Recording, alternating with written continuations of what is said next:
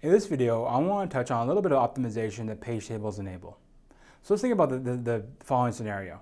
Let's say I open multiple instances of a text editor. Let's say I open 3 instances. Let's say I'm on Linux, so I open up Ed, right? And this could be on Windows too, right? I open up 3 different instances of Notepad. This is a very common thing. I mean, even at home, I think right now I have 10 windows of Notepad open because it's not tabbed. But let's say I have these different programs running, right? And they're all kind of different instances of the same program. Can I maybe do anything with that?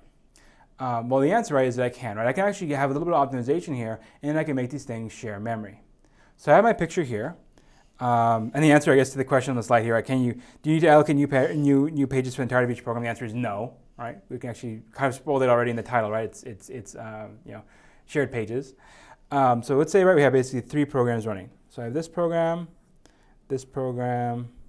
and this program. So if I look at my process 1, 2, and 3, they all kind of have the same stuff going on, roughly speaking. They have 3 different blocks or 3 different pages for the main executable for Ed, right? 3 of those. And then they have their own data, right? So these 3 somehow look the same as these 3, look the same as these 3. And then each of them has their own data region because, like, well, I have a different file open each of them. So that has to be different.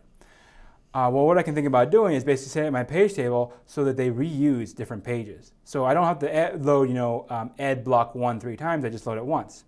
And so in this case, you can see that Ed1, right?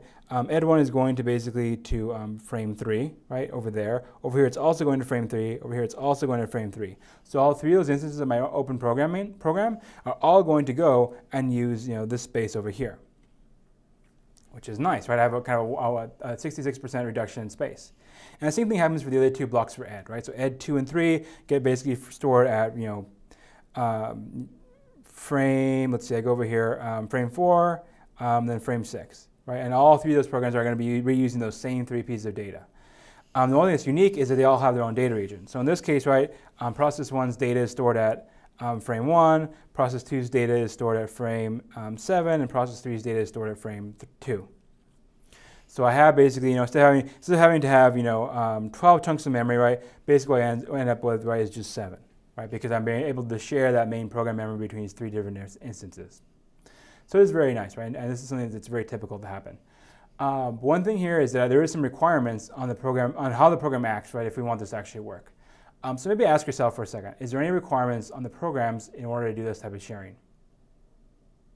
So the main requirement is actually going to be the program is, well, it's not a self-modifying program. So if Ed has the ability to change its own source code, well then, basically Ed1 can start changing its first page, but then I have, kind of a different page that's, for the other 2 instances of the program. That's going to be bad, right? So if that code is static, right, if whatever runs in Ed1, Ed2, Ed3, right, if that program code is static, then it's legit for me to share it. Typically when it's not static is when it's self-modifying code. Now the book also uses another term, which is reentrant code. And this is kind of a different thing. Reentrant code is basically code that I can stop at a different point. So it's not going to, if I pause the program, it won't, break everything.